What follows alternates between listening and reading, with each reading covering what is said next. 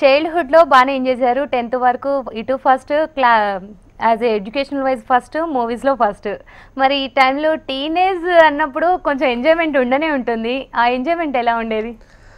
టీనేజ్‌లో అంటే స్కూలింగ్‌లో ఉండేదేమో బహుశా క్లాస్‌మేట్స్ పక్కన అమ్మాయిలు. ఉండేదేమో అంటే ఇది మనకదే కదా!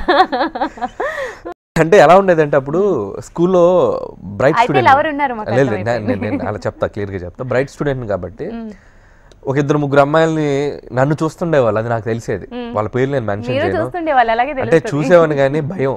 హెడ్ మాస్టర్ పిలిచి యారా ఏంటి నీకు ఏమైనా అవసరం, కొడతాడు అనే భయం. ఆ భయంతో సప్రెస్ చేసుకునేవాళ్ళం ఆ ఫీలింగ్స్ని. బట్ ఇక ఇద్దరు ముగ్గురు అమ్మాయిలు అయితే నన్ను చూసేవాళ్ళు. ఆ ఫీలింగ్ ఇప్పుడు తలుచుకుంటే ఒరే అదవా, ఒక అమ్మాయి చూడటమే ఎక్కువ, ఇద్దరు అమ్మాయిలు నేను 10th క్లాస్ 9th క్లాస్లో నేను చూస్తున్నప్పుడు నువ్వు కనీసం వాళ్ళతో మాట్లాడి వాళ్ళతో ఉండుంటే నీకు ఆ టీనేజ్లో ఒక లవ్ స్టోరీ ఉండేది కదా. లేదు కదా ఇప్పుడు నాకు.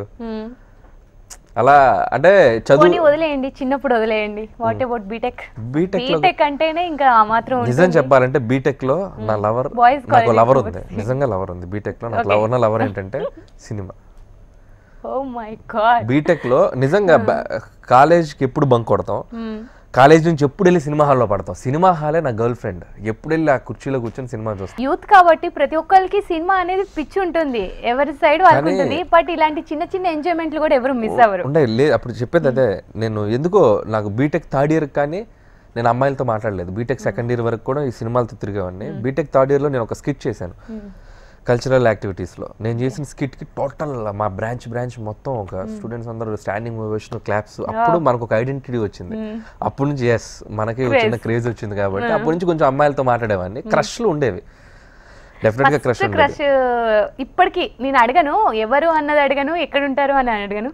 ఇప్పటికీ కాంటాక్ట్లో ఉన్నారా ఆ క్రష్? ఫస్ట్ క్రష్ని ఉండింది ఒక అమ్మాయి నా స్కూల్ ఏజ్లో. రీసెంట్గా మాట్లాడాను, జస్ట్ మాట్లాడాను అంతే. ఓకే. మీ మూవీస్ చూసారు అని చెప్పారా? ఇంకా అడగలేదు, అడగాలి.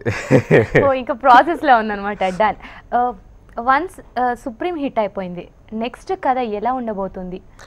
అదే చిన్న కన్ఫ్యూజన్లో ఉన్నాను ఎలా వెళ్దాం అనేది. బట్ నాకున్న స్ట్రెంత్ ఎంటర్టైన్మెంట్ కాబట్టి భయం లేదు. ఫస్ట్ ఆఫ్ ఆల్ ఏదో ఒకటి ఒక జోనర్ పట్టుకుని ఎంటర్టైన్మెంట్తో చేసి సినిమాని ఒక సేఫ్ జోన్కి అయితే తీసుకెళ్ళగలను. బట్ కొంచెం ఈసారి కథ సైడ్ కొంచెం కేర్ తీసుకుందాం అనుకుంటున్నాను. ఎందుకంటే పటాస్ సుప్రీం కానీ నాకు వచ్చి నేను ఏంటంటే క్రిటిక్స్ రివ్యూస్ నేను తీసుకుంటాను, నా అనలైజేషన్స్ నేను ఎక్కువ తీసుకుంటాను.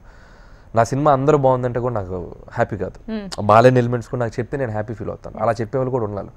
నువ్వు కథ విషయంలో కొంచెం కథని ఏదైనా కొత్త ఎలిమెంట్ పట్టుకో, కంటెంట్స్ ఏమైనా పట్టుకో అనగానే ఎస్ నేను ఐఎమ్ వర్కింగ్ ఆన్ దట్. ఈసారి కొంచెం కంటెంట్ కూడా పట్టుకుంటే definitely I will be in to next level.